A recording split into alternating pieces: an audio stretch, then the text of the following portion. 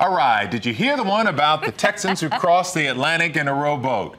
It sounds like a joke. Yeah, it does, but it's actually a real story that took 3 years of preparation and 3,000 miles to complete. Sherman Chow met the crew, which is now in the Guinness Book of World Records, to find out how they did it.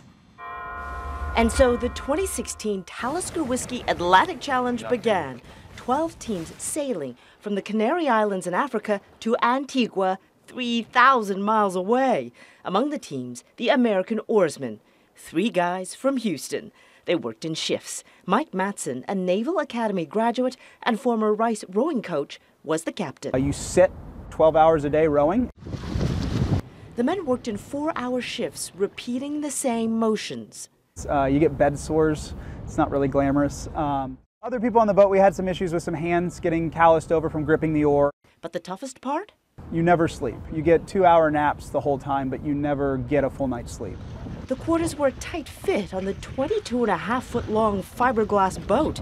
And from day one, they had to carry everything they needed, like the food. So it's mostly for backpackers. That's kind of who it's for. So it's freeze-dried to make it light.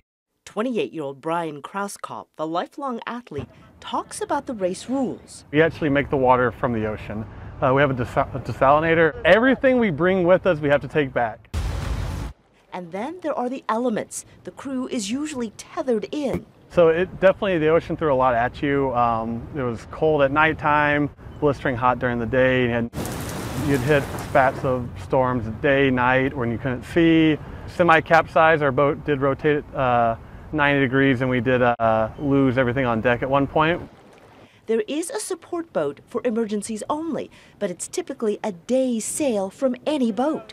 After 49 days at sea, the Houstonians rowed into harbor, setting 2 new Guinness World Records. So they are the first and also the fastest 3-man crew to row across the Atlantic.